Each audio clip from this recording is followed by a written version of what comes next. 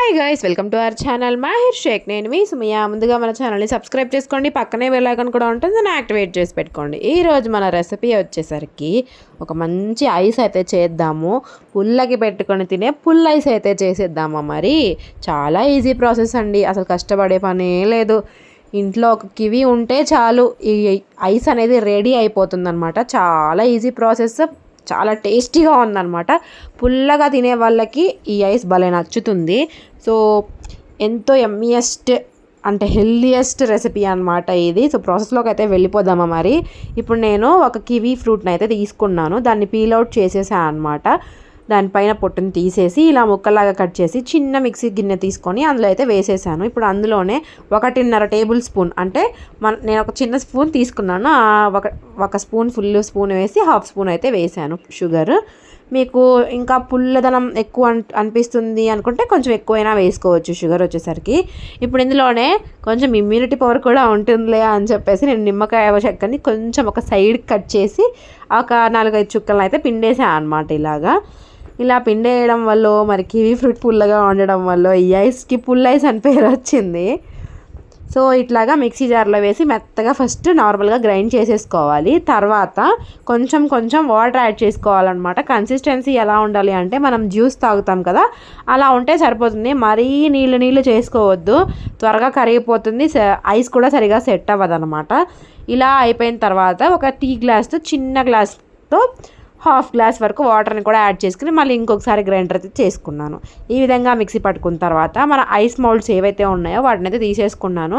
మీ దగ్గర ఇవి లేవు అనుకోండి, మీరు నార్మల్ టీ గ్లాస్లో అయినా వేసి అందులో ఒక స్పూన్ పెట్టేస్తే సరిపోతుందన్నమాట. ఇలా నేను తీసుకున్న ఒక కివీ ఫ్రూట్కి 3 ఐస్లు అయితే వచ్చాయి. నేను అస్సలు ఎక్స్పెక్ట్ చేయలేదు ఇంత పర్ఫెక్ట్గా ఇంత బాగా వస్తుందని చెప్పి. ఎందుకంటే నేను కూడా టేస్ట్ చేశాను ఫర్ ద ఫస్ట్ టైం. ఏం చేసినా నేను మాహిర్కి డైరెక్ట్గా ఇస్తాను, తనే taste చేస్తాడనమాట.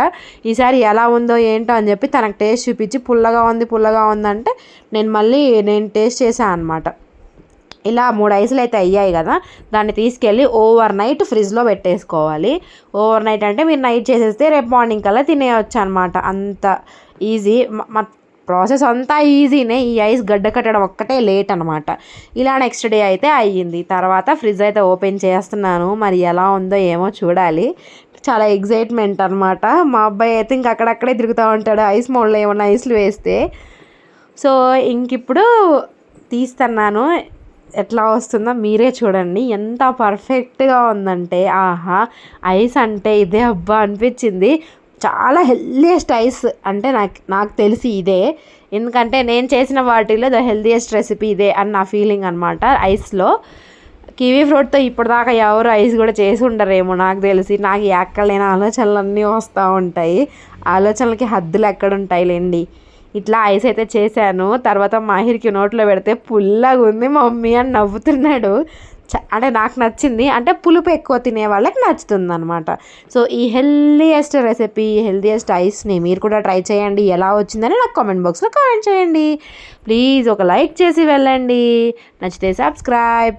Thank you so much for watching guys. Don't forget to subscribe. Thank you.